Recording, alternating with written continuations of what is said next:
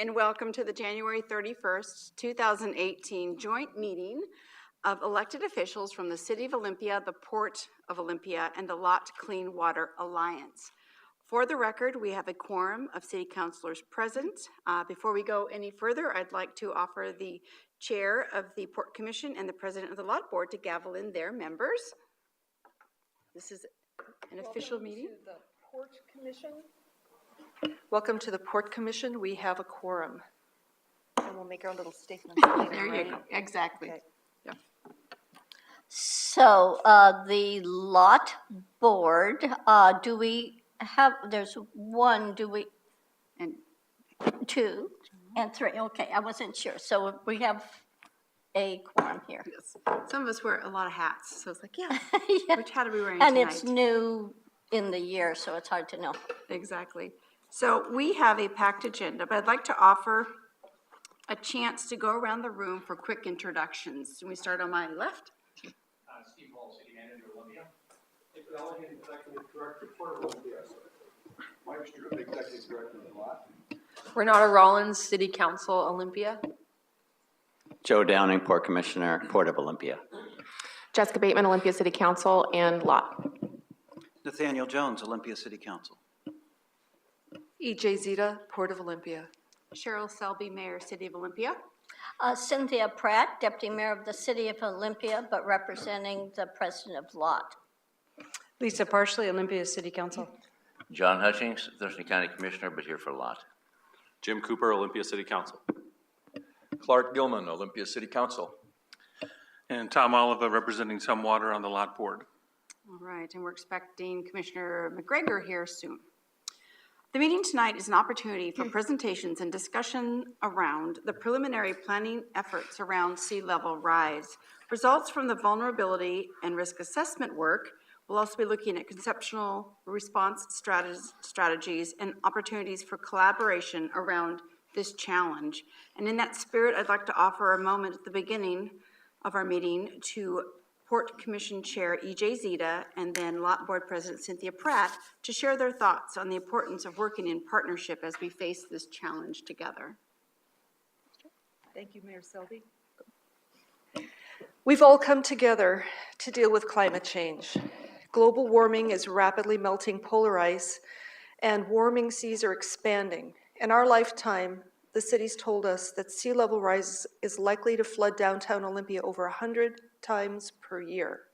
Stormwater outfalls and port properties will be underwater. To serve the public, we have two jobs together. We have to consider mitigation and adaptation. Mitigation tries to slow down global warming and minimize the impacts, for example, by reducing carbon emissions to slow the rate of sea level rise. Adaptation strategies are what we'll be talking about mostly tonight for living with the impacts that we can't avoid. LOTT, Olympia, and the Port are all working together to adapt to rising sea levels because much of the hometown we love is going to flood. We have no choice but to adapt. Meanwhile, we can still make choices to mitigate, to slow or reduce climate change by choosing to encourage dense urban development, especially on higher ground. We can make transportation more efficient and preserve farmland and open spaces. By choosing renewables instead of coal in Washington state, we can make electricity cleaner. And by installing more charging stations, we can electrify vehicle transport. Ports can play a major role in mitigation. By canceling the biggest oil terminal in the US, the Port of Vancouver discourages oil transport and burning. Our own Port of Olympia could choose not to support fracking of fossil fuels. We look forward to this important work with the City of Olympia and LOTT, and with the tribes and the public on adaptation and mitigation strategies. Thank you all for being here tonight, for your commitment to a better future for Thurston County and the state of Washington. Thank you. Hello. So sea level rise is a really important issue for our region, and I'm glad to see us gathered together to discuss this. There's a great deal of public infrastructure at risk from sea level rise.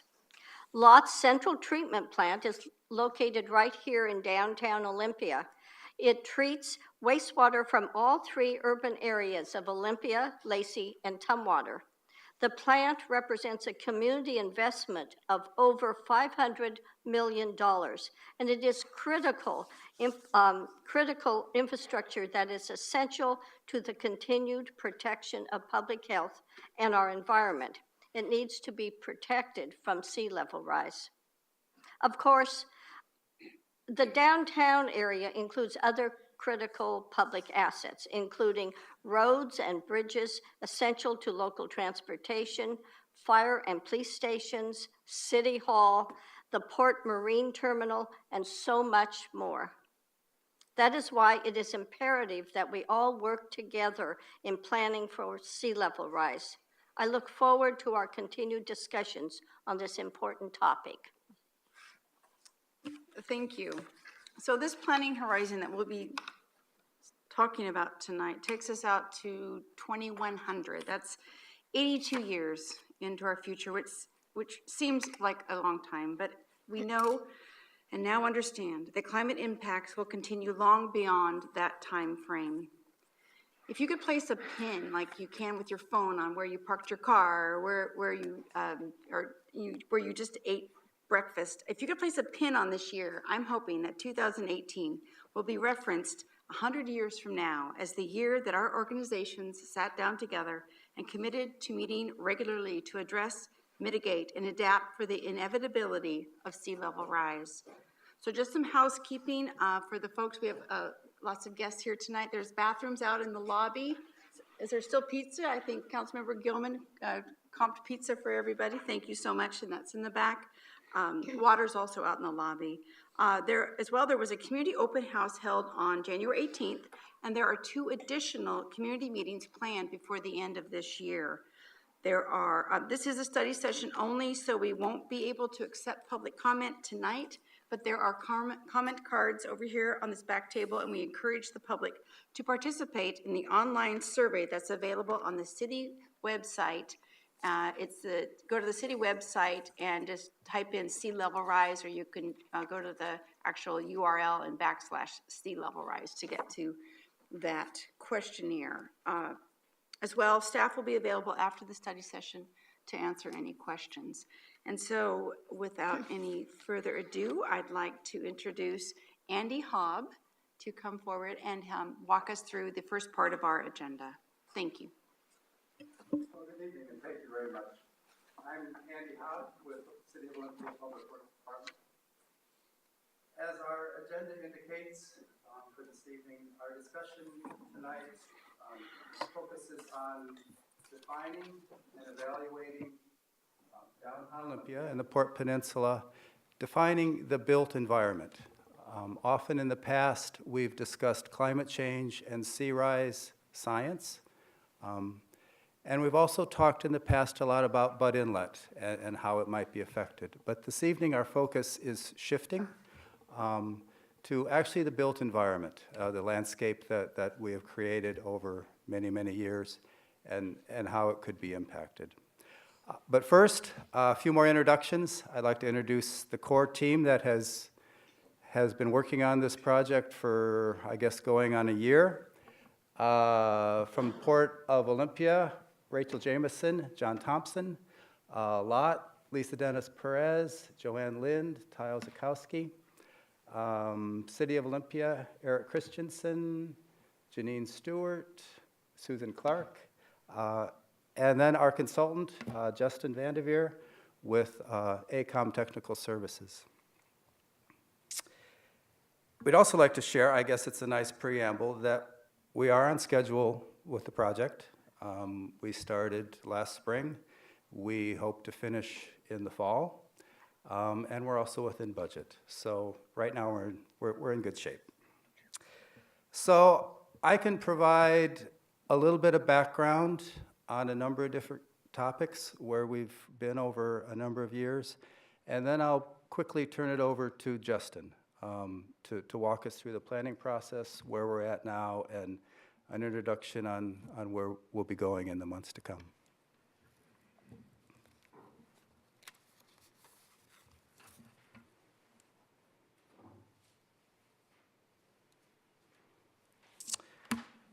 Downtown Olympia and the Port Peninsula have a long history of flooding. Or maybe better put, they have a long history of almost flooding on any given year. The propensity for our downtown to flood stems from its evolution as a landscape. It's an artificial landscape.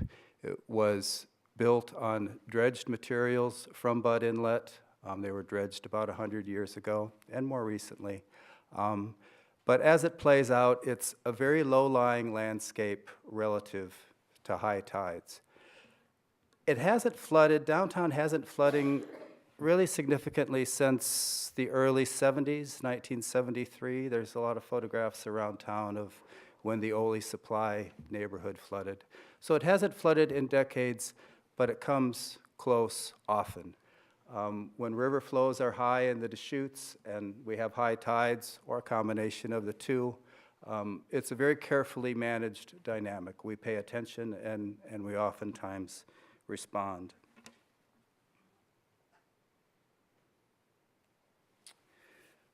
We do have a good understanding of the current risk of flooding downtown. We've been studying downtown and Budd Inlet for years, if not decades. We have accumulated a lot of information, specifically elevation information, potential elevations of the water and elevations of the various constructed features of downtown.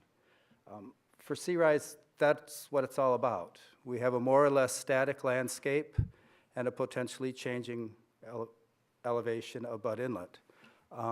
So we've been accumulating that data, and it provides a very strong basis for our planning work now. We're in good shape to take meaningful steps forward in figuring out how to respond. As depicted here, you can notice that, of course, it's Percival Landing, and it suggests there's water in the parking lots and water in the streets. This could happen any given winter. This depicts the water that could occur at these locations and throughout downtown, especially along the shoreline, during a 100-year storm event. A storm event that would have about a 1% probability of occurring in any given year. So we face that now. We could see streets in the water downtown, but we understand that dynamic, and as I've said, we actively manage it.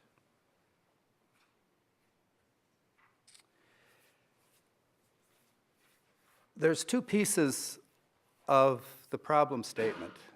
One is the extent of flooding, which Justin will show you, and you have various depictions in your packet. But there's also the frequency, and it's almost as though the frequency really generates a more comprehensive view or a more thorough understanding of that problem statement. This graph suggests the number of potential annual flooding events on the vertical axis, and then increasing sea rise across the bottom. Right now, we have minor flooding maybe once a year, the very thin blue line. But that increases dramatically, or at least dramatically from our perspective with sea rise. 1 foot, we could have flooding 25 times a year. A foot, it bounces up to close to 150. At some point, this becomes no longer compatible with the downtown services and amenities we provide. So in addition to the extent of flooding, keep in mind the frequency. This really starts defining a clear problem statement and leads to our risk and vulnerability assessment, and then ultimately the strategies that we'll be proposing. Whoa. Let's go one at a time.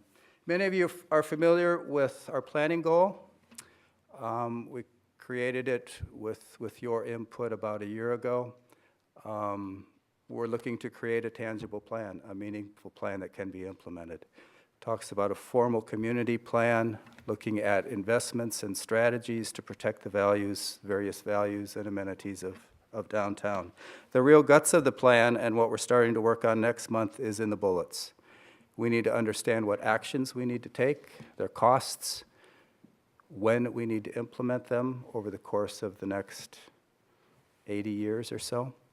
And then the responsibilities of different players in our community to pursue their piece of the puzzle.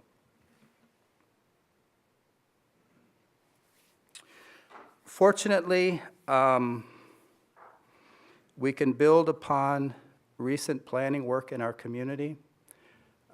Over the past few years, there's been a number of exercises that community members have engaged in to define visions for downtown, goals, objectives, setting the stage for creating the downtown that we want. Our planning process incorporates those and builds upon them. The city has done that work. Port and LOTT have also pursued similar planning exercises. So while Sea-Rise will challenge us, no doubt, we've got an ace in our hands, and that is in that the public shoreline is largely, almost completely in public ownership. It's a very different dynamic than you would find in Miami or San Francisco or Manhattan. The shoreline and many of the roads, arterial roads, are on the shoreline. So as a community, we can control that, we can work with that. It's really central to our strategies and where we'll go with this plan.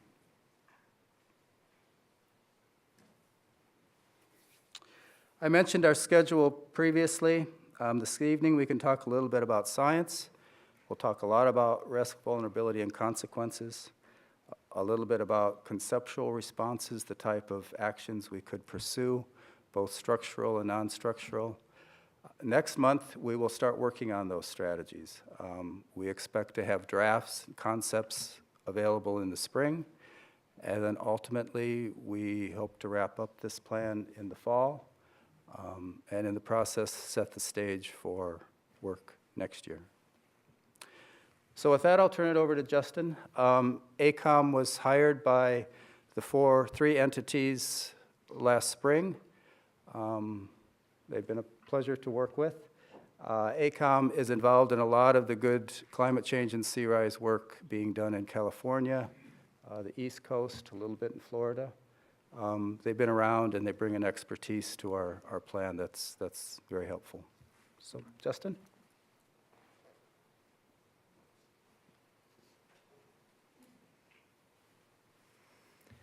All right. Thanks, Andy, for that introduction. My name is Justin Vandiver. I'm a coastal engineer, water resources engineer. I focus on climate adaptation planning, so it's really a pleasure to be speaking with you all tonight and tell you a little bit about what we've been working on with the city, LOTT, and Port to address the challenge of sea level rise. I wanted to start out by telling you maybe a bit of good news in that Olympia is not alone in this challenge. Through my work with AECOM, we've been involved with a number of projects all over the country that span cities, wastewater enterprises, ports, and we have a lot of lessons learned. And part of our role as a consultant is to bring those lessons learned and experiences to Olympia, and so that we can all kind of learn from each other. This slide shows a few examples of other cities and entities that are working on sea level rise and climate change planning around the country. And I'll be talking a little bit as we go along about some examples from these different areas. One thing that I think is very unique about what Olympia is doing is that you all are really taking an integrated approach across these three different sectors. And that's not something that we've seen a lot of, and I think it's a great model moving forward to really have an integrated approach, because as you'll see when we start talking about vulnerabilities and risk and getting into some of the ideas about adaptation strategies, these are not things that any one of your entities can do alone. You have interdependencies and vulnerable stretches of shoreline that affect other parts of the city. And so the strategies that are adopted and implemented, it would be really important to maintain that collaboration through the process. Andy talked a little bit about some of the unique characteristics in Olympia. And there's pros and cons to that. On the one side, Olympia, perhaps compared to other parts of Puget Sound, while you have a very large tide range, one of the largest tide ranges in Puget Sound, there's very minimal wave and storm surge because of the sheltered nature. And when I say minimal, I'm referring to other parts of the country in particular, such as the Gulf Coast and the Atlantic Coast. We hear a lot about flooding in New Orleans or Hurricanes Katrina and Sandy, which bring huge storm surges on the order of 10 to 15 or more feet and flood the land. In Olympia, during a strong storm, you may have 1 or 2 feet of additional surge above the tide level, which can cause flooding, but it's a very different type of physical setting compared to other parts of the country. And I mentioned those lessons learned. Well, it's important to think about which ones are applicable from those areas and which ones are not. And that's kind of what we're trying to navigate as you read about what Miami Beach is doing or what New York is doing, to really think about those critically and make sure that when we're proposing ideas and plans from those other cities, that they are relevant and applicable to Olympia. There's a relatively small stretch of shoreline. We're talking about approximately 3 miles of shoreline in the downtown Olympia area to protect. So it's a defined area of focus, which helps with our planning efforts. As Andy mentioned, a lot of public ownership of the shoreline, decades of data accumulation and thinking about climate change and sea level rise dating back to the early 90s when Olympia really, this kind of came onto the radar for Olympia, and you guys started planning for what was to come. And as we saw at the community meeting earlier this month, you have a really engaged community. There were over 100 people in attendance. I understand that you've received over 300 comments through the online survey. So that's really great. We want to make sure we keep that motivation and engagement going throughout the study. Of course, there are some challenges. As Andy mentioned, during these large flood events, there's a number of different pathways for floodwaters to reach the downtown area. I'm going to be talking about that in a little bit more detail as we go through the presentation. In some parts of the shoreline, you have development that's right up against the edge of the waterfront. That will make it challenging to protect those areas and the areas behind them. In other parts of the shoreline, like along the East Bay, you have more space to work with, Capitol Lake. So it's a varied shoreline, and so what we're going to be trying to do is kind of match appropriate strategies with what you have to work with in the different areas. Land subsidence is another issue. Historically, observations in the Olympia area have documented a history of subsidence, and that dates back to artificial filling and creation of the peninsula, as well as the broader geologic processes in the southern part of Puget Sound. Andy mentioned, of course, the water is rising, but at the same time, the land is slowly sinking. And so understanding the relationship between those two will be helpful and important to understand what amounts of sea level rise we might see in the future. And I'll talk about that more as well. We've adopted a planning framework to kind of work through this, and it's a process that we're going through.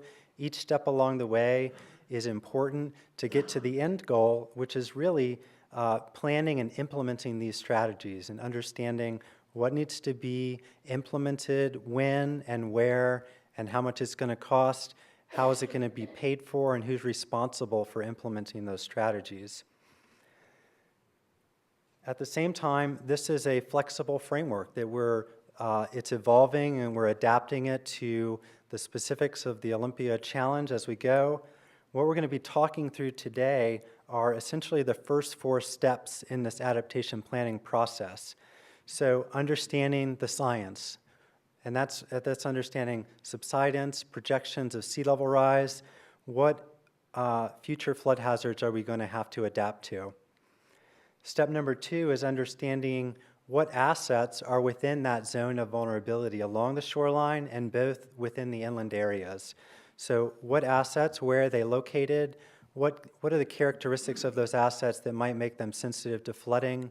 what type of city, port, and lot operations are going to be impacted during these flood events, either temporarily or if certain facilities are damaged, how long might they be offline before you can bring them back up and running again.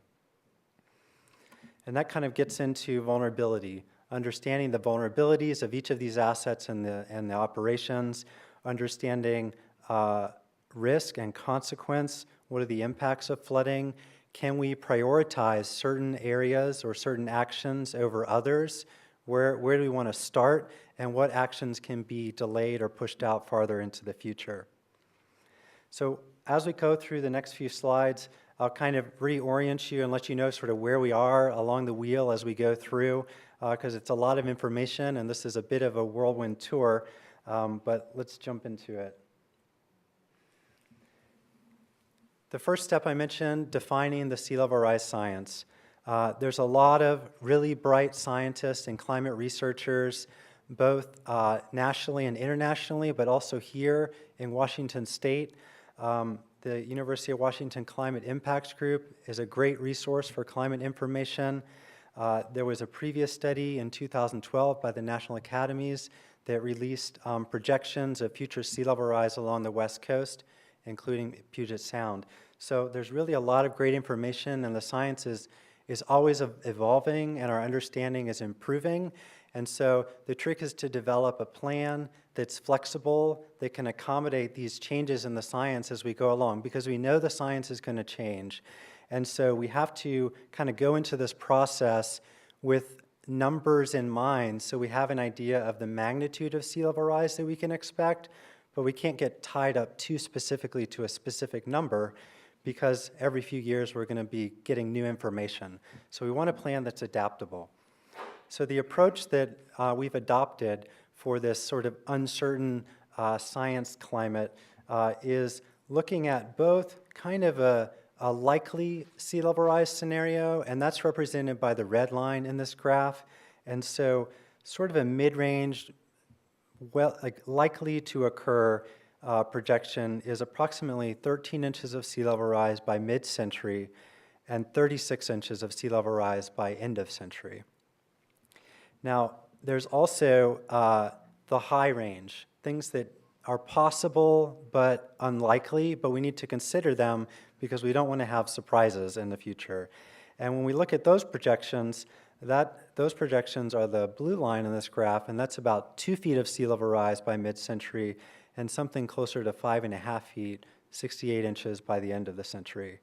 So as you can see, if you pick any given year out in the future, there's quite a bit of spread in the projections, and that really just reinforces the need to have a flexible, adaptable strategy moving forward because nobody knows what the exact number will be. We're zeroing in and getting more confidence in what will be likely as new science comes out, but there still, of course, is a lot of uncertainty. And as was discussed at the opening of the meeting, a lot of these projections depend on what local communities and what we do at the national level to mitigate the impacts of climate change as well. So we're going to be talking about a few different ways that floodwaters from Budd Inlet or Capitol Lake can reach inland areas of Olympia. This slide highlights a few of those. Of course, high tides and storm surge during flood events in Budd Inlet can cause flooding of the shoreline, and those floodwaters can flow over the land and reach inland areas. High flood events in the Deschutes watershed that come down to Capitol Lake, as Andy described, when you have an interaction of high tides in Budd Inlet and you're trying to push water out from the river at the same time, water levels in Capitol Lake can be elevated and flood the shoreline of Capitol Lake. In addition, we have, of course, the stormwater collection system. So when it rains, the water is collected into the stormwater system. Some of it goes to LOTT for treatment. Some of it discharges directly into Capitol Lake and Budd Inlet. Those outfalls where they discharge, when you have high water levels, in some cases, the water can actually go back up into the stormwater system and come out into the streets as well if you don't have gates or valves on those pipes. And so these are kind of the three main types of flooding that we're going to be working to address. And you can't do two and ignore the other. You got to be comprehensive and look at all of these. And so as we're developing adaptation strategies, we're going to be looking at protecting from flooding from Butt Inlet in terms of overland flooding, flooding from Capitol Lake, from high precipitation and runoff events, as well as backflow through the stormwater system. So how do we know what areas might be exposed to flooding? Well, we've developed sea level rise inundation maps. Andy mentioned the data collection that's been done over the past years, looking at elevation of the land, understanding possible water levels and storm surge levels in Butt Inlet as well as Capitol Lake. So we have a lot of information. And so these maps, and we'll be showing kind of stepping through a progression, a sequence of flooding with different amounts of sea level rise. So I just want to take a few minutes to kind of orient you to what's shown on the screen here, as well as the maps that you have printed in your packets. Of course, blue represents water, and these are areas that would be exposed to flooding. What we've done in these maps is that we've used two different shades of blue, and that's to represent two different types of flood events in Butt Inlet. The lighter blue areas represent king tide flooding. Now, king tides are predictable astronomical tide events that occur during the year, typically during the winter, and these are the highest naturally occurring tides that occur every year, several times a year. And so this is something that would represent a flood event that would happen several times a year with predictability. Okay, so we know when these events are going to happen. The darker blue areas represent a rare but more severe flood event, something on the order of like a 100-year flood event, which doesn't mean that it happens only once every 100 years. It means that in any given year, there's a 1% likelihood that such an event would happen. So this is something that has a low chance of occurring, but if it did occur, it could potentially have widespread impacts in Olympia. So just to recap that, on the map, there will be two events depicted, one that occurs with more regularity and frequency, and one which is a very rare temporary flooding event. And so what we've done is that we're going to be stepping through these different sea level rise scenarios and showing the potential extent of flooding for both of those events. The other feature on these maps that I want to point out, if you look along the shoreline, you'll see that there's colored areas of red and orange. The red areas, because red is a nice color to represent potential hazards, red is the lowest lying segments of the shoreline. So the areas that are shown in red are areas that would be overtopped by Butt Inlet or Capitol Lake flooding during that king tide event, whereas the orange areas are areas that would be overtopped during that 100-year event. And so what you can do is you can kind of use these maps to identify where are the low-lying segments of shoreline that we need to raise and address to prevent flooding of those inland areas. And then, of course, the blue would show the extent of flooding if we, under like a no action scenario. If we do nothing, this would be what the flood extent would be. So we'll come back to the maps in a minute. What we want to talk through now is just to give you an idea of some of the more data collection that we've been doing with the city, LOTT, and port to understand, as we mentioned before, what specific assets are located in these vulnerable areas so that we can get a better understanding of what areas we want to prioritize for adaptation strategies. So the key asset categories are listed on the slide here: city facilities, emergency routes, other county and state and federal facilities, LOTT facilities, port facilities, utilities, social services for the community, and other community assets. And so what we've done is we've essentially inventoried all of these. We've worked with your staff to collect this data to make sure we understand what could potentially be exposed to flooding and be impacted. So we've identified over 100 different assets through the data collection process and documented that, and we'll be using that information as we work through this, developing the adaptation plan. In addition to specific assets like a building or a pump station, there's of course a lot of other assets that make up the city. Some of these are just way too numerous to look at an individual scale, and so when we're looking at the impacts, we kind of group them together. So, all of the city trees or public art installations, as well as other features of the stormwater system, fire hydrants. So when we're looking at exposure to flooding, we have sort of one bucket of assets that are sort of individual named assets, and then another category which are these group assets that are very numerous but still important to understand potential impacts. So we're making our way around the adaptation wheel, and we're moving into assessing vulnerability and risk. And when we're talking about vulnerability, what we're really trying to understand is which of those assets and city, lot, and port services are being exposed to flooding, and then how are they affected by flooding? So some assets are more or less sensitive to flooding.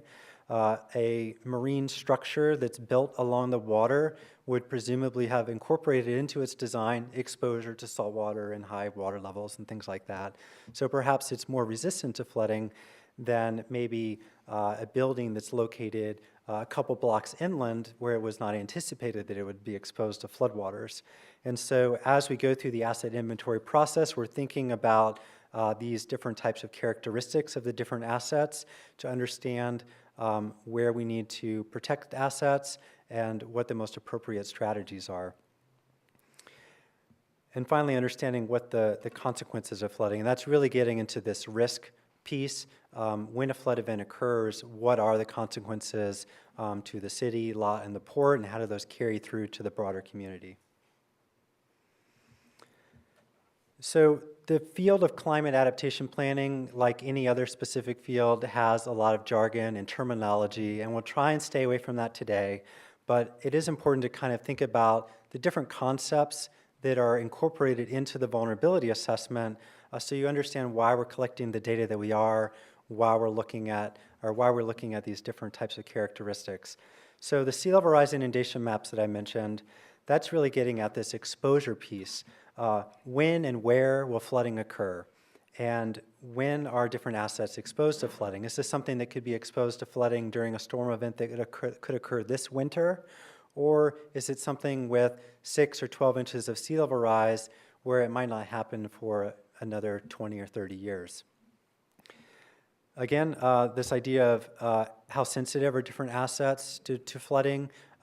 Maybe an asset can accommodate a few inches of water, whereas a foot or two of water would be a much bigger deal if it starts impacting electrical components of a particular facility.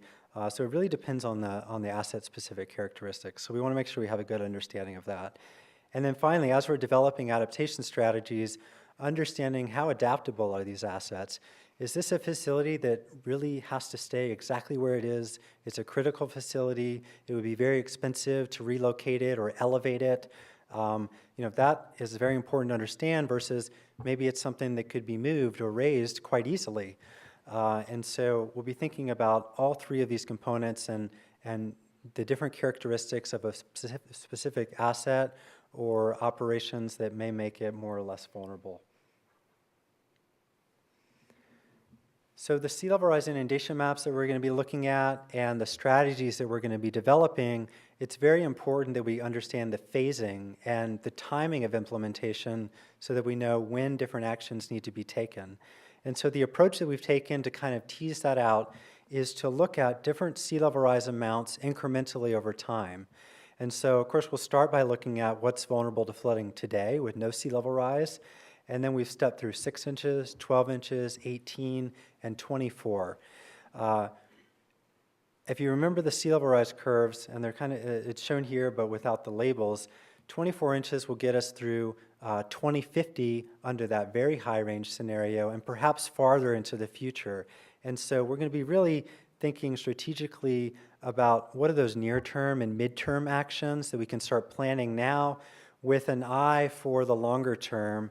And so we've included that high range end of century scenario of 68 inches as sort of a informational what would happen if this were to occur, just to keep it in mind. But we're really focused on sort of these near-term and mid-term strategies through 24 inches. with the broader, larger area as well. So we talked a little bit about this backflow through the stormwater issue. The mapping tools that we've developed help us identify where some of those low-lying areas are. And so the way we would use this information would be to identify where these low-lying areas are and overlay the stormwater system network, trace those to where those pipes outlet to water bodies, and kind of trace those flow paths back to those low-lying areas. Some of these areas have already experienced backflow flooding, and so the city and the port have already taken some actions to minimize the impacts of these type of events. But as we move and the water levels in Bud Inlet and Capitol Lake get higher over time, new areas may be exposed to backflow flooding. And so we can use the inundation maps to identify these areas. These are also low-lying areas that may experience issues with elevated groundwater level as a result of sea level rise. And so we want to make sure we understand where these areas might be, and that will help us identify strategies and prioritize where we need to implement strategies to prevent this or lessen the impact of these events. And so that might mean making sure we're maintaining the existing valves and gates on these outfalls, or perhaps installing new ones in the future. Okay, so the next series of slides steps through that progression of the sea level rise inundation maps. These are available in some of the study documentation that will be released very soon, as well as the package that you have. And so what we've done is that we've overlaid these flood exposure areas with the locations of the various assets that we inventoried in the asset inventory process. And what the maps allow you to do is sort of see where the clustering of impacts is as you step through time. So this map shows potential flooded areas during a 100-year flood event were it to occur today. And you can see that a lot of the flooding is really concentrated along the Percival Landing shoreline. So this is one of the lower areas in the city, and also along the Capitol Lake shoreline, along Water Street. And these are areas that have experienced some flooding in the past, and these are areas that are on the radar for the city to go out and respond during these type of events. And so this is a manageable situation from Olympia's perspective in terms of responding to these types of flood events with staff and closing valves and maybe using sandbags and closing streets. This is somewhat manageable, but as you step through the different amounts of sea level rise in the future, what you see is that those flood areas start to expand, both along the shoreline as well as to inland areas. And so this is 6 inches of sea level rise, and what you can see is that flooded area has expanded north along the port property, not right along the shoreline because that's higher along the marine terminal, but a little bit farther inland. And you also have sort of an expansion of flooding off to the eastern part of the city.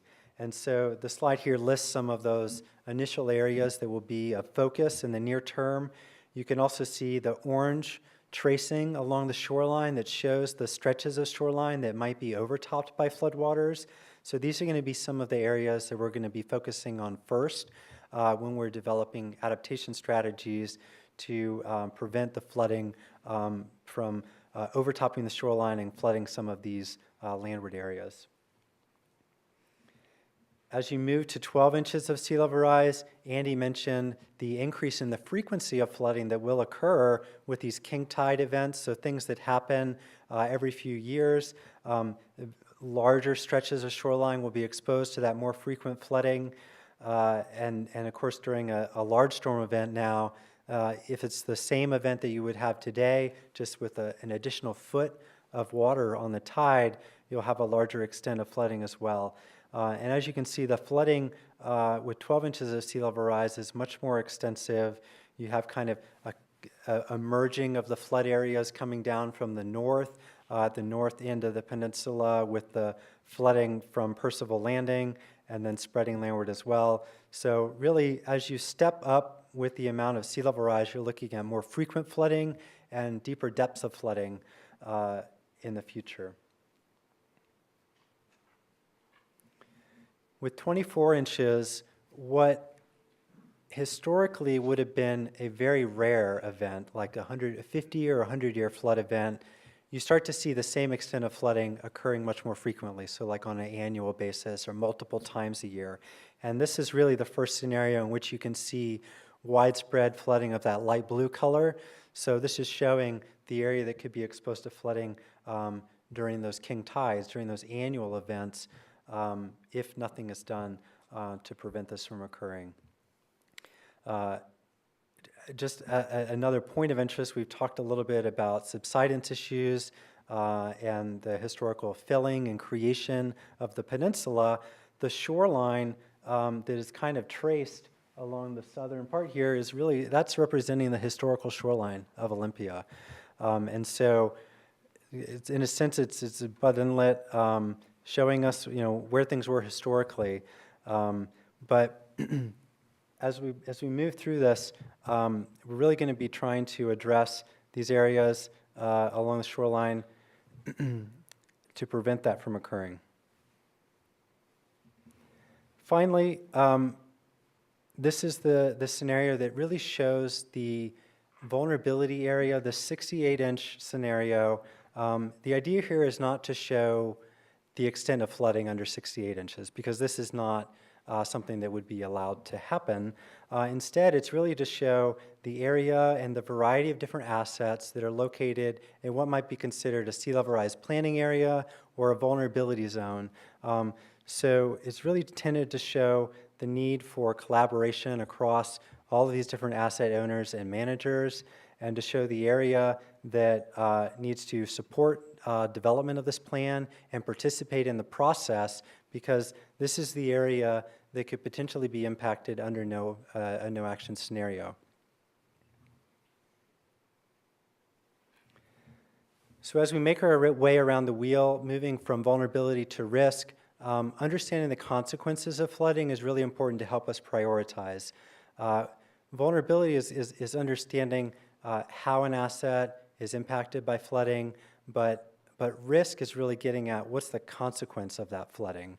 And so we think about risk and consequence across a broad range of different types of impacts, ranging from economic impacts. So that could be direct flood damage to a facility.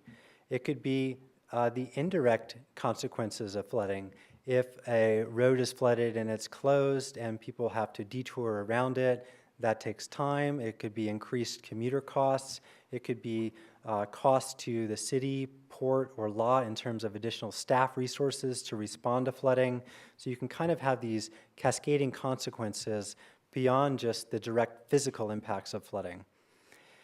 There could be environmental impacts, and I'll talk about this in a minute, but the additional flooding, the conveyance of those floodwaters to LOTT and having to accommodate that additional volume of water at the treatment facility could lead to bypass events and discharge of partially treated or untreated wastewater into Bud Inlet. So that could have environmental impacts. Social impacts as well. If certain key emergency corridors are flooded, that could cause disruptions for emergency response if police or fire have to detour as well to get around, perhaps from one side of Olympia to the other, if the downtown area is experiencing flooding. In addition, there could be other impacts to cultural resources, recreation, public access, things like that, which are a little bit harder to quantify in terms of economic impact, but of course they're very important impacts to consider as well. So this slide shows just a few examples of the types of consequences that we've been thinking through and are trying to document to help with that prioritization effort. So just to mention a few examples, we talked a little bit already about stormwater outfalls and consequences of backflow flooding affecting commuters and businesses, impacts to the port operations in terms of perhaps damage to cargo or disruption of operations of flooding either on the port or flooding of road and rail access to the port. These are all consequences of flooding, and we've thought even more about other consequences as well beyond those just listed here. In addition to the specific assets that are owned and managed by the city, port, and LOTT, We've been looking at broader impacts to the community in terms of residences and businesses. And so this slide shows an example of some of the cataloging that we've been looking at in terms of what number of buildings, population that might be impacted in the downtown area as you progress through the different amounts of sea level rise. And there's a note on here that just points out as you go from that existing conditions with 0 inches to 6 inches of sea level rise, the impacts really start to ramp up quite quickly. I don't know. I don't know.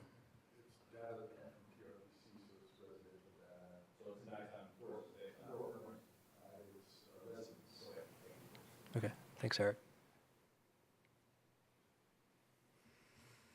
Okay, so in addition to evaluating impacts to the city, we've also been looking at LOTT and their operations and facilities. This slide kind of thinks about both the near-term and long-term impacts, which is sort of a concept that we've been embracing and developing the strategies, so understanding what things might happen sooner rather than later. And so in the vulnerability assessment, and I know that this slide is very small, but the basic idea of what we're trying to show here is that parts of downtown Olympia have a combined sewer system, which means that in addition to conveying sewage to LOTT, it's collecting the rain and the precipitation through the stormwater system, and all of that is going together to the LOTT treatment facility. So what that means is that if you have overland flooding from Budd Inlet, that water can flow into the streets and into the stormwater collection system, and that additional volume of water, in addition to the wastewater that LOTT is typically used to treating, that additional water from Budd Inlet will be conveyed to LOTT as well. That has the potential to exceed the capacity of the treatment processes and facilities at LOTT from that flooding, and so we've estimated the volume of water that could be conveyed to LOTT during such an event, a flood event from Budd Inlet, and so that's one of the things that we'll be using to help us understand potential impacts from these overland flood events. That additional volume of water could cause additional impacts within the LOTT facility itself in terms of the treatment processes, having that additional salt water coming in from Budd Inlet, and it could impact the ability of the treatment plant to treat all of that water in terms of what happens and how it discharges to Budd Inlet. Over the longer term, with higher amounts of sea level rise, the treatment plant itself, which is built at a higher elevation than other parts of the downtown area, could ultimately also be exposed to flooding, although those impacts are a little bit farther out. So in terms of LOTT operations, we're really going to be focusing on these near-term impacts and that additional volume of water from these flood events and what we can do to prevent that from occurring.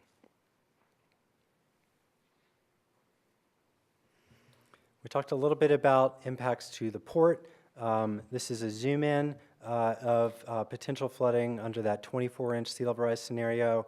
I mentioned impacts to access, both in terms of road and rail access, as well as damage to the different buildings and perhaps flooding of tenants on port land. There's also the Cascade Pole groundwater treatment facility that's out at the north end that could potentially be exposed to flooding under higher sea level rise scenarios. So all of these impacts and disruptions could interrupt LOTT operations and have impacts to revenue and just general port operations during such a flood event. So, making our way again around the wheel, we're moving into the adaptation strategies phase in the coming months. And so we wanted to share with you some initial ideas and concepts and sort of how we're going to be developing these strategies to prevent some of these impacts that we've been talking about. So when we think about adaptation strategies, they kind of span a broad range of different categories. You have perhaps what is maybe the more intuitive strategies, physical strategies, infrastructure strategies. These are the things I think are a little bit easier to think about and plan around, whether it's a new seawall or an elevated landscape feature along the shoreline to prevent flooding, whether it's upgrading or retrofitting the stormwater collection system to accommodate rainfall and discharge that water, whether it's installing a pump station or other modifications. These are, of course, all engineered solutions that could be implemented. We also want to look at non-structural strategies, and these could be looking at policy changes or operational changes. How do we respond to these types of events?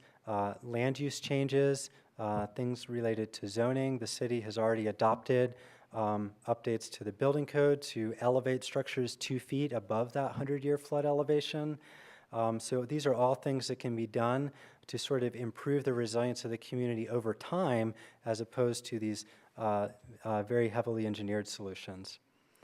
We're also going to be looking at, as we mentioned before, certain high priority, high cost assets may require asset-specific solutions to prevent damage from floodwaters, as opposed to other areas, like we mentioned this idea of clustering or areas of impact where perhaps a strategy along the shoreline could protect a lot of different assets with a single project instead of having to come in and develop a strategy for each individual asset in an area. So we're going to be looking at regional strategies that would run probably along the shoreline and protect not only the area right along the shoreline, but the inland areas as well. And that's why we're using these inundation maps to kind of identify where did the floodwaters come from, can we trace them back to a certain low-lying segment of shoreline and address those areas first. So this is kind of very at a high level concept schematic of some of the different types of strategies.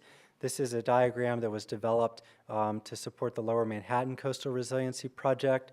Some of these are, of course, very applicable in dense urban settings. Others, like a earthen berm or the urban berm, some of these take up more space than others. So in areas where you have more space and more open space or a park area, maybe you would like a more natural feature, whereas in other areas where you have development right up next to the shoreline, you may require a very small footprint strategy, such as a flood wall. There's also been discussion of using the street network. Some of the streets run along the perimeter of the shoreline, and that those could be elevated and perhaps used to protect some of the inland areas as well. So these are some of the ideas that we're going to be working through over the coming months. These are examples from Olympia and elsewhere. The idea of elevated streets is being adopted in Miami Beach. They're implementing a program of several $100 million to install new pump stations, improve the stormwater drainage, elevate streets to address areas that are already exposed to king tide flooding today. I mentioned the idea of raised landscapes. The figure on the top is a grassy earth and berm feature in a park along a river in California. And then the other example on the bottom is, of course, a more urban landscape, something that you might see working in Olympia with a boardwalk backed by a flood barrier. That's an example from San Francisco. The flood wall example on the top is from Vancouver. And, of course, the one on the bottom is from right here in Olympia. So this is some of the variety of different strategies that could be implemented along the shoreline. In addition, we mentioned the idea of building code and sort of building resilience into new development and construction as we progress into the coming years and decades. The idea of elevating buildings, whether you're elevating buildings in more inland areas, or of course some of the buildings and structures along the Olympia shoreline are already elevated. Of course, they may have been elevated based on historical flood levels, and so we'll be looking at how strategies like that might be able to be used in the future. We also want to think about opportunities to create physical strategies and engineered solutions that provide additional benefits beyond just flood protection. So, some areas, these are both photos from Olympia, where you have integrated a infrastructure solution with something that is more friendly and accommodating for the natural processes and habitat. And so these might fall under the category of living shorelines or enhancement or restoration. That is kind of a lot of different terms that are used for that. But basically, allowing nature to provide that benefit while also providing an amenity for the community in terms of access to the waterfront and providing a more natural shoreline. And of course, temporary strategies can be used in the near term or perhaps to address some of those rare flood events that may occur, sandbags and other types of deployments and floodgates and things like that to help flood-proof individual structures can be used as well. And with that, I will turn it back over to Andy to tell you a little bit more about some of the ongoing public involvement and next steps.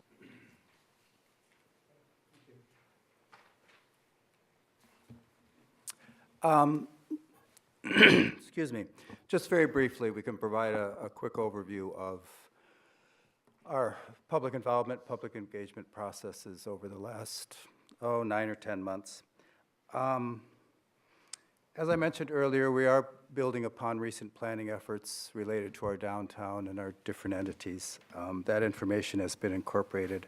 Our advisory committees in our different entities, different groups have been well informed, as well as different organizations.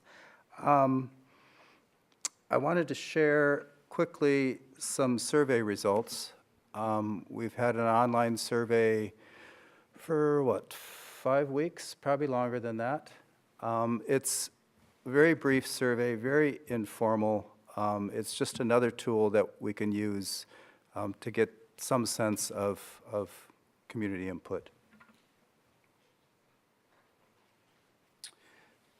So in both the survey and the workshop from a couple weeks ago, we asked questions that reflect Justin's presentation tonight, questions about and input regarding our risk, our vulnerability, our consequences, as well as just general comments.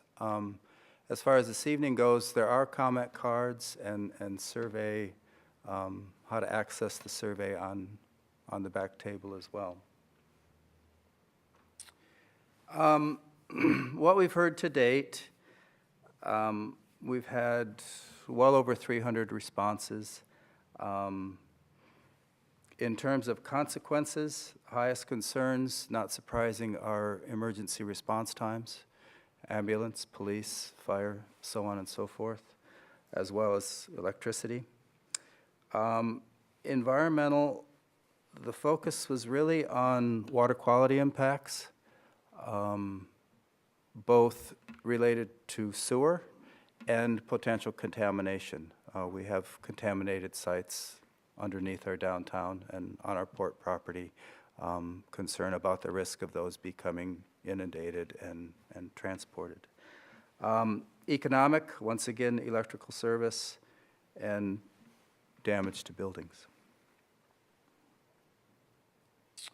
We also asked, just to get started, questions about potential decision-making criteria that we could use to evaluate the different strategies. And we suggested these categories. These will change in the months to come, but they're a starting point. With respect to financial, many folks emphasized the lifetime or the long-term nature of the solution rather than the upfront cost.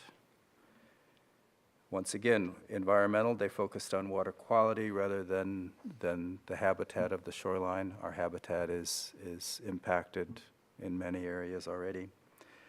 Administratively, the ability to leverage collaboration across groups with resources and potential solutions. Socioeconomic, public health.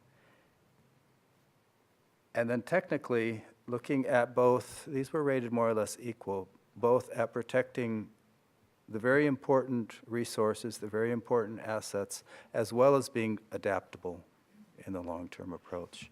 So once again, it's just a very simple, brief survey. We'll keep it open for a couple more weeks, but it provides some initial input from our community. So with that, next month, tomorrow, we will start working on the strategies. We expect to have those available, as well as costs and potential implementation schedules, looking decades ahead in the spring. and potentially an opportunity for you to deliberate on our work in the fall. So with that, Steve, if you'd like to facilitate a discussion. I'm going to be very, very brief in the interest of time, so we want to make some time for you all to ask questions and make comments. We know this is a lot of information. Some of you have been following this process more than others, so it's a lot of information. 2 things for me. One, we'll be back in April timeframe to do this again with more time for conversation. And then second, we really need to start talking about how we're going to stay organized to prioritize this work and to pay for this work. And who else is at the table? Is the state of Washington at the table? Is the Army Corps of Engineers at the table? How do we involve private property interests? Who's there? So we'll have some ideas about how we pay for this, and then, what do we need to do in the next 5 to 10 years? What's in the next 10 to 20? What's in 20 to 50? So we'll have more for you. So with that, I'd like to turn it back to the mayor for your conversation. All right, thank you. Not at all. And you want to recognize the partnership amongst our staff as well, amongst the different organizations. They're not always the ones that are on camera, but they're definitely very, very important to this work, and we couldn't do this without them. So I can't answer anything, but I can field your questions. Councilmember Bateman. Thank you, Mayor Selby. I think my question is for Justin. And first, I'd just like to make a general comment that, and I appreciate Councilmember Cooper's question about those numbers, because another thing to highlight up there is downtown is also residential, and there's a lot of people's lives that would be impacted by the flooding scenarios that you described, and also a lot of businesses. We have a ton of businesses downtown that would be negatively impacted by this flooding, and it would have a huge economic impact. So my question, one of the areas that you highlighted as really susceptible to flooding is Capitol Lake. And as you might know, Capitol Lake, the future of that lake is uncertain. So I'm curious, what assumption on the future of Capitol Lake did you use to determine the scenarios for flooding? And then also, if there was a restored estuary, they anticipate that would decrease the flooding. And also, if we kept the dam, I know that allows us to stop tidal flows, but if it's removed, that won't be an option. And then I have another question. Well, and also, there's a couple other scenarios that we don't know for a dual basin.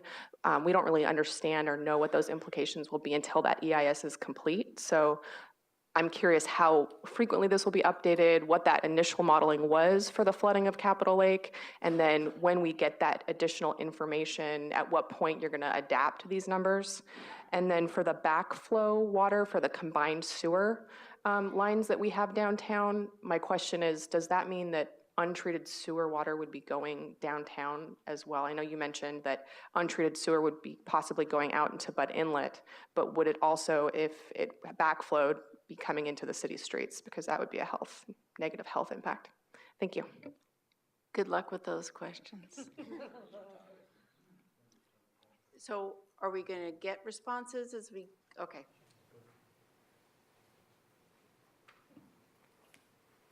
All right, I think I got all of those written down. I can repeat them if you need me to. For Capitol Lake, the maps that you saw were inundation maps based on the water levels in Budd Inlet. We know what the flood levels are in Capitol Lake as well, and can kind of crosswalk between those. So the intent of the plan is really to accommodate whatever the future is for Capitol Lake, whether it's continued management with the dam or restoration to an estuary. And that's sort of in the spirit of developing strategies that are adaptable to an uncertain future. So since we don't know what is going to happen with Capitol Lake, we're just sort of open to both of those. We have all the information related to the prior modeling and studies and things like that. So I think we have a good handle on what the different flood elevations are. So we would just want to make sure that the strategies that are being proposed would address whatever the flood condition would be with it open or managed with the dam as it is now.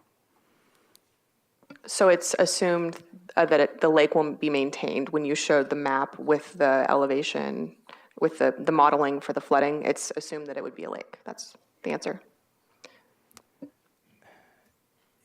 Yes, for the purposes of the vulnerability assessment. For the purposes of the adaptation strategies, it will be open to either scenario. Yeah. And raw sewage downtown? I'm sorry? Did you answer the raw sewage one? So the second question was, you mentioned that there are combined sewer lines downtown that is both sewage and Right. water. And if they were to flood, if the backflow came up, does that mean that sewage, raw, untreated sewage would be going into city streets? Possibly. Not from the backflow, I don't think. It would be, the backflow is just into the stormwater system. What could happen is if you had one of these overland flooding events from Butt Inlet, and that additional water was going into the combined system, and then all that water was going to the treatment plant, if you're not bypassing that through, that could back up. But I would defer to the LOTT and city folks on the exact mechanics of what would happen under a situation like that. That's good, thank you. Yeah. All right, Commissioner Hutchins, followed by Councilmember Parsley. Thank you, Mayor. There's a tremendous amount of information to absorb. As we can all see, there's so much connectedness between all these individual issues at the very local and a more regional capacity, from transportation and power and such, protection, restoration of the environment. And as you mentioned, one of the decision-making criteria based on feedback, I think, from public comment was public health. And I had noted here public health and social policies. We go ahead and create good policy at our various levels. It's important to involve everybody and include everybody. I'm glad the city manager, Steve Hall, mentioned the state, but it's also going to include, I would believe, our tribal partners as well. And so a question that Council Member Bateman asked about the Capitol Lake, I have the similar question, whether it's an estuary or remains as is or some other alteration, there will be positive and negative impact, I would think, or consequences to each way we go. And I'm curious to see what that would look like. And it looks like we're doing more intervention and preparation rather than preventing it. We can't prevent it from happening, is what I'm understanding. We can't prevent the sea level rise. So my question also is this: with all the science out there that's available, is there a natural self-correcting that could take place in the next 25, 50, 100 years that I'm not thinking of, because I'm not that smart, that would alleviate or mitigate some of these issues? But it's just fascinating. And I would hope that the community continues to submit comments and get very actively involved, as I will. Thank you, Mayor. Thank you. Was there a question that you wanted? Don't need to answer it now, but is there some type of a natural self-correction that could take place, that has in the past or elsewhere in the world? And is it something we're just not, we can't prevent it, we're just intervening and trying to prevent and mitigate the damage that'll be done as well? And then the positive, negative impacts of estuary versus non-estuary or hybrid to the lake. Yeah, in terms of a natural correction, it was similar to a comment that was raised at the public meeting regarding the difference between mitigation and adaptation. So in terms of what can we do as a society to reduce the likelihood of severe climate change through cutting emissions and things like that, and changing the way we live our lives, and developing new technologies perhaps to capture carbon dioxide and other greenhouse gases out of the atmosphere. So there's sort of these different trajectories of future land use and population that are used to develop the sea level rise projections. Even the most optimistic scenarios still show a fairly substantial amount of global sea level rise. So it doesn't mean it's not important to keep doing those things, but even if we were to completely shut off all carbon dioxide and greenhouse gas emissions today, everything that's been done historically is kind of locked in these future changes. So I would say, the likelihood of any sort of natural reversal is probably very, very small. But it doesn't mean that, mitigation actions are not important as well. And will we include tribal partners as well in this? Thank you. And I know Tenino's looking forward to being a waterfront property, but it doesn't look like that's going to happen. Not on our watch. But bringing the tribes in, that's noted. We definitely need to have our tribes represented around these decisions. So next I have Councilmember Parsley, followed by Councilmember Gilman, followed by LOTT President Pratt, and I'll just flag me if you want to get added to that list. Hi, thank you. That's a lot of work, and I don't pretend to understand all of the plan, but I do have some questions. I think we all are asking the same question about the lake versus estuary. Being that we have some budget assigned to the EIS, how are we going to get our plan hooked into what the EIS is coming out with? Because that's obviously going to impact our plan.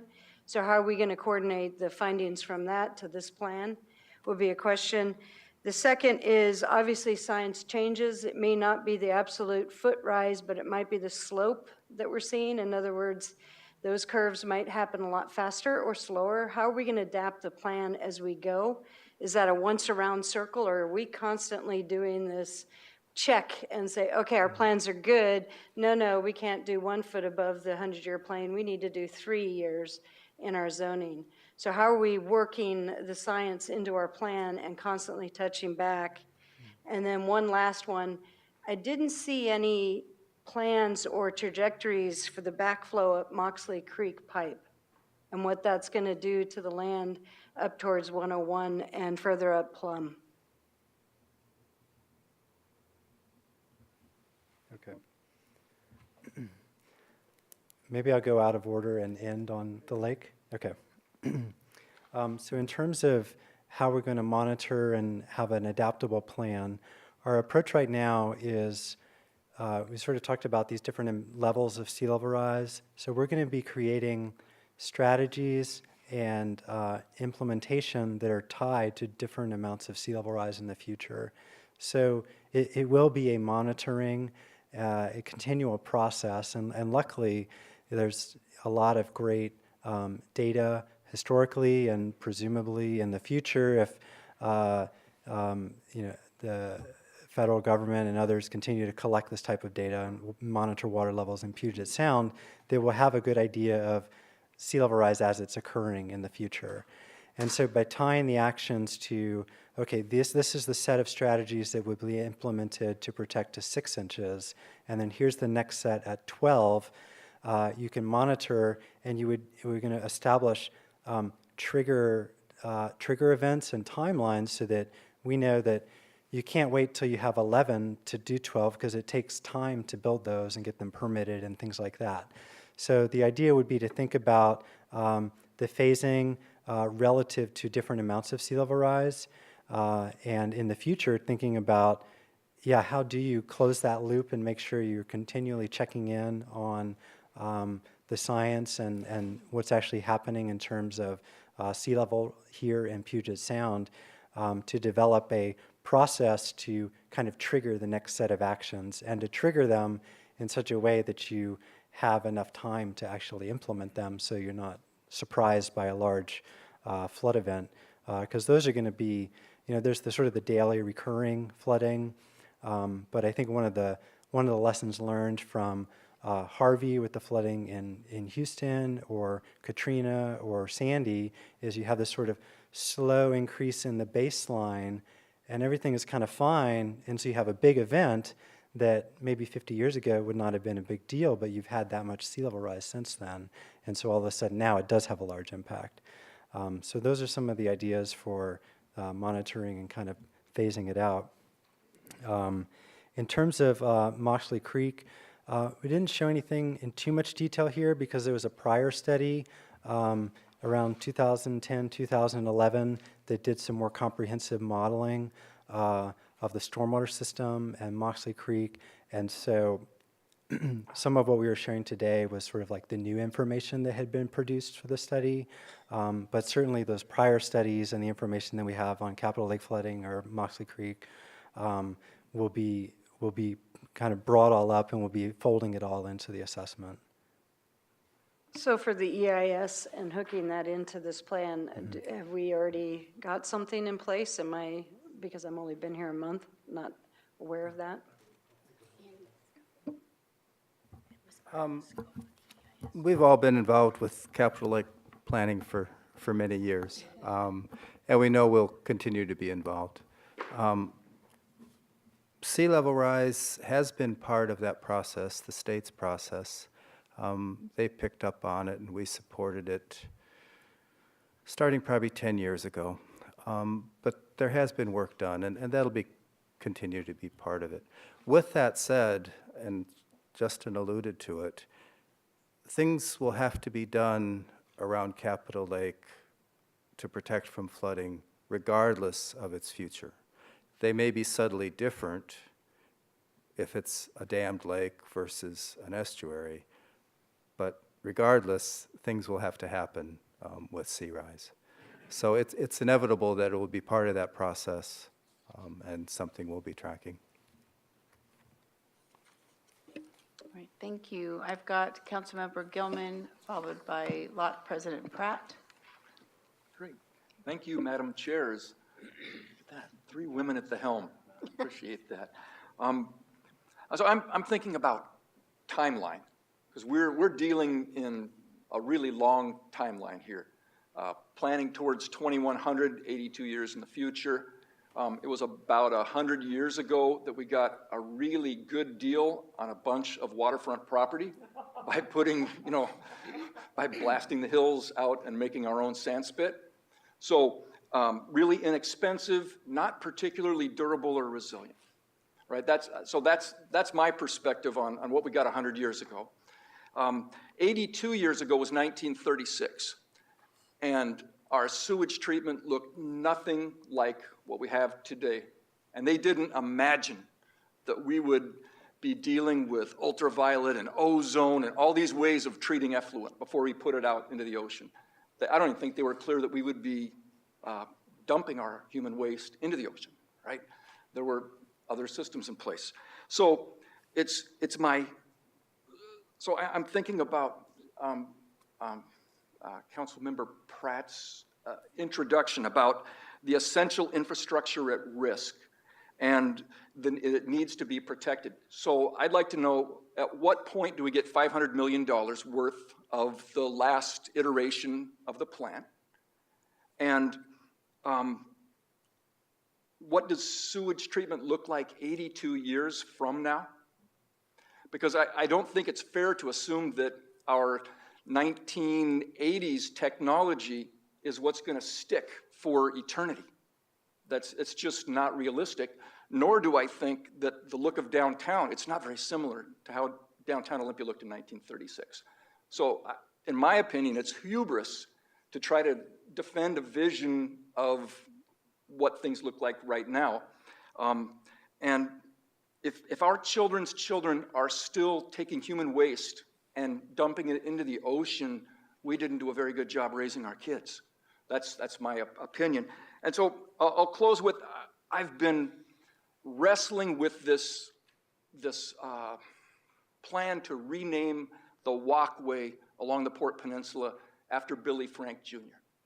And I really hope that the motivation for that renaming is because we share his belief that the health of Puget Sound determines the health of the salmon, and that the health of the salmon predicts the health and the vitality of our human community and all the other living beings. I just hope that that's the motivation, and that perspective helps to shape this work that we continue to do together. I'm grateful that we're all working together and that we have such a strong staff team working on this. Thank you. Is there a question in there? Is more just a comment? There's one request, and that's that over this year of the public process, we've had some tension about who are the recognized groups who are formally consulted and included. And I would ask that environment and social justice organizations have the same sort of voice and the same sort of same seat at the table as the organizations representing economic interests in town. Because I don't want to not consider and recognize the investments and the economic value of the work and the money that's in town. But I think that it's just part of the equation, and it should be balanced with our environmental and our social justice concerns. So that'd be a request. I also heard you asking for us, as part of this process, of looking at our future options to envision other options for the shape of our city and our ways of doing things like dealing with waste. Thank you. So I've got LOTT President Pratt, followed by LOTT Member Oliva, followed by Mayor Pro Tem Nathaniel Jones. So being from Lacey, I know often you hear, we don't have to deal with sea level rise, even though we obviously are a part of LOTT, and so is Tumwater, and so is Olympia, the county. And Lacey and Tumwater don't have a commingled stormwater, wastewater pipe into LOTT. And obviously, we all know if the plants shut down, the impacts to all of us. But I guess my question is if there is any impacts, so you're dumping more into Bud Inlet, unfortunately, and whatever, would there be an impact to Lacey's and Tumwater's inflow and into and outflow of the plant and stuff? Could it back up? What other impacts would it have for us in just in the flow of sewage and whatever? Is there any, or is there not, or what else do we need to know so that I can relay that to constituents? Is that clear, the question? So is somebody just scribing these questions down, or is this directed towards Mike Strube of LOTT? That would work too. Or not.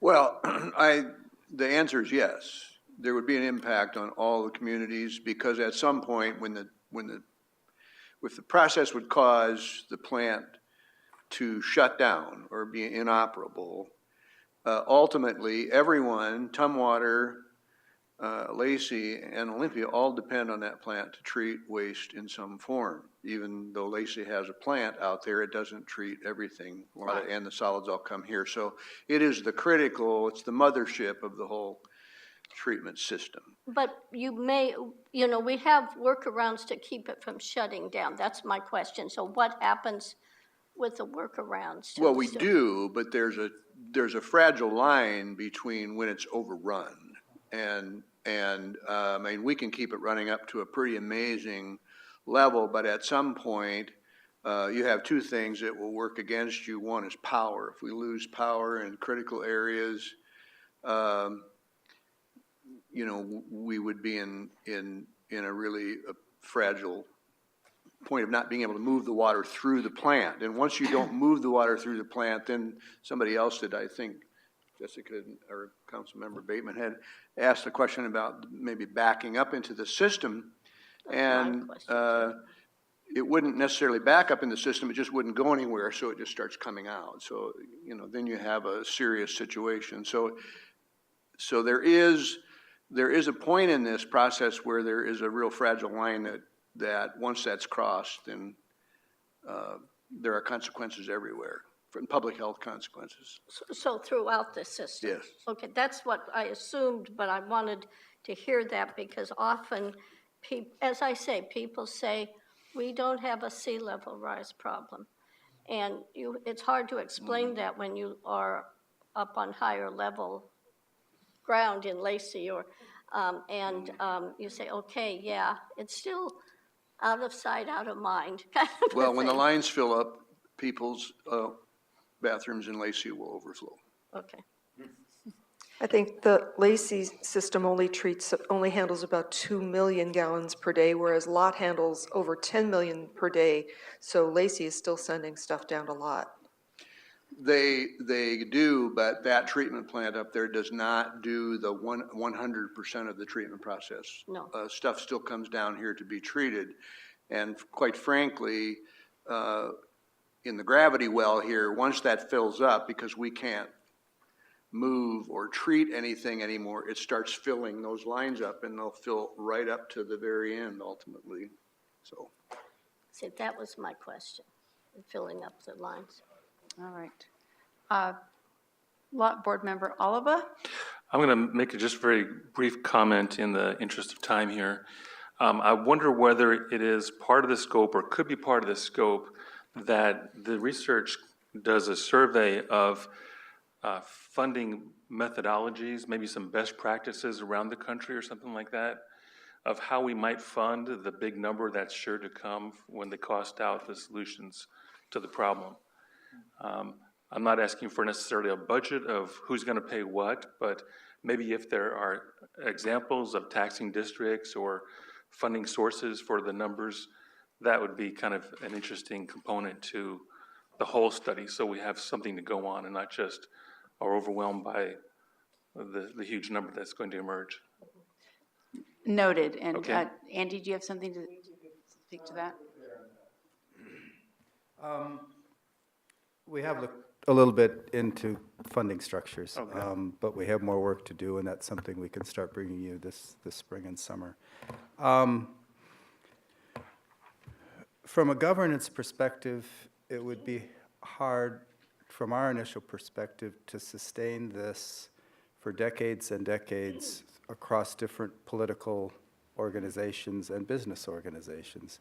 So that starts suggestifying an umbrella organization, a unifying organization to handle it. One common approach is a levee district, a flood protection district, the type of things that are currently allowed by state government. It would be a quasi-governmental entity with its own taxation power, potentially. I'm not suggesting that's the answer, but it's an option. There's, at this point in time, limited federal funding for flood prevention. FEMA and others, unfortunately, spend the dominant amount of their funding authority on responding to flooding.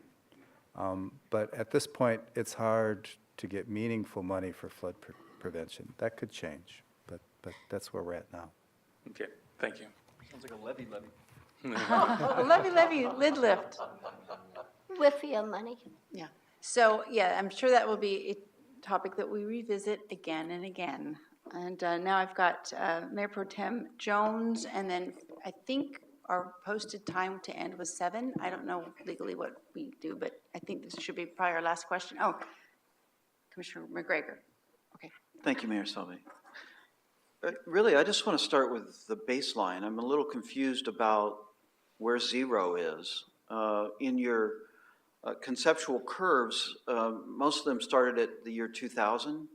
Does that mean that when you give us a figure of 12 inches by 2050, that's 12 inches from where sea level rise was in the year 2000? And what is observed rise to date?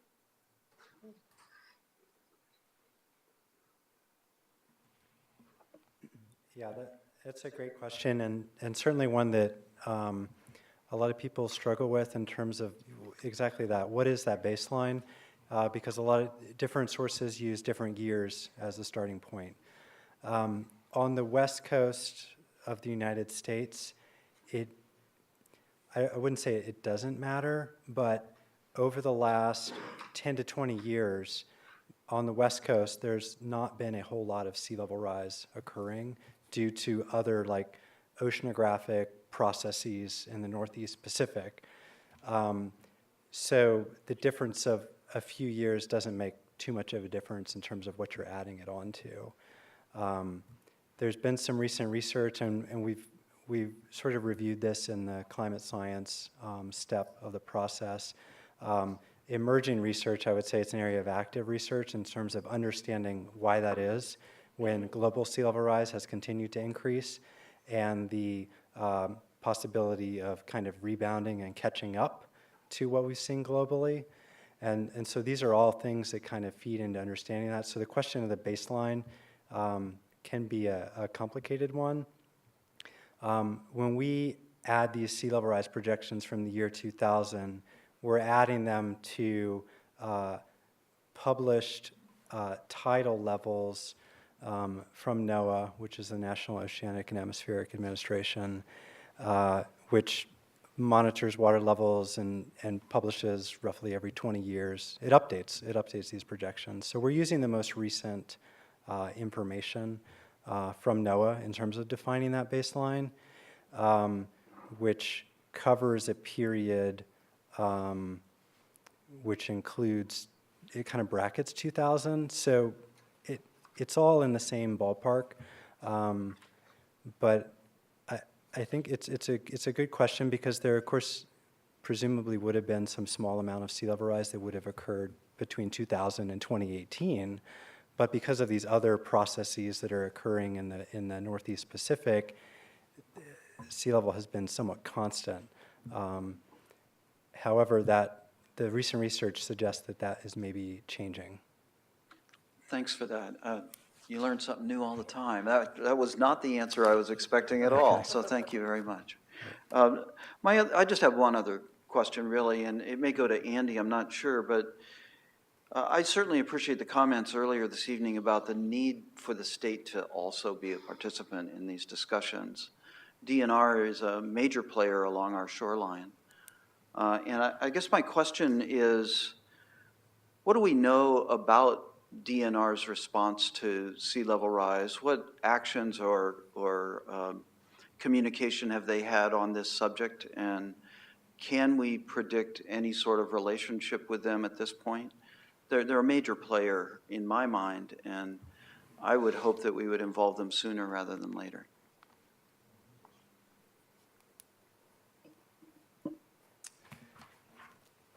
We've had, excuse me, considerable interaction with the state enterprise services as managers of the lake. And in fact, their management of the lake has gotten very sophisticated over the last few years, and we interact with them regularly. They're, I guess, not formal participants in our process, but they're there and they're tracking us, and we're tied. We have less interaction with DNR and ecology and others. We've contacted them, we'll work with them, but they're not really engaging in this issue at a specific locality level at this point. Scary. Of course, they are, as you suggest, major property owners of our shoreline. But no state level pronouncements by DNR or posturing on this issue? Not that I'm aware of. Okay. Thank you very much. There's an opportunity for some advocacy. Yes. Yeah. All right. Commissioner McGregor. Thank you, Mayor Selby. I have two questions, really. One has to do along the same lines that Mayor Pro Tem Jones was asking. My concern was with DOE because we do, as a port, we've done a lot of cleanup, and we have the infamous Cascade Pole, and I know from time to time we get questions about what are we going to do when that gets inundated, and I would think that DOE, who has put a lot of money and expertise into it, as well as other cleanup opportunities we've had along our shoreline, would definitely want to be involved on what are we going to do when that happens. So I think that I think Andy kind of spoke to it, but I'm a little surprised they're not more involved, or hopefully will become more involved because they're putting a lot of state money into cleanup opportunities and will continue to do so because that's their mandate. But the other thing I had on the chart, and I don't know if you can bring that chart that showed the 2050 and 2100, I just wanted to ask a question on it because I've heard different comments on it, but it shows the annual flooding events, and then at 2050 it shows, I don't know, I'll just take a guess, 140 annual flooding events. What do you get to then? You're getting there. There you go. So when you talk about approximately 140 flooding events at 2050, that's not number of days. That's 2 title changes per day. So is that like 70 days a year we can expect that? Is that I mean, how have you categorized that? It varies, and Eric, you can jump in more too. But no, it's not days, it's events. And, you know, tides come and go quickly in Olympia. You can almost stand downtown and watch the peak hit and then go back out. So in the near term, you know, when we do emergency response downtown during high tides, we're really looking at a 2-hour window of management, just the peak. As time goes on and the base elevation of Bud Inlet increases, that peak will, of course, get longer and longer. And then at some point, with many feet of sea rise, it's the dominant feature. But no, this is tidal events. Eric, Thank you. any additional comments? Yeah, everything is, if it's more than 365 flooding events because you have 2 times a day.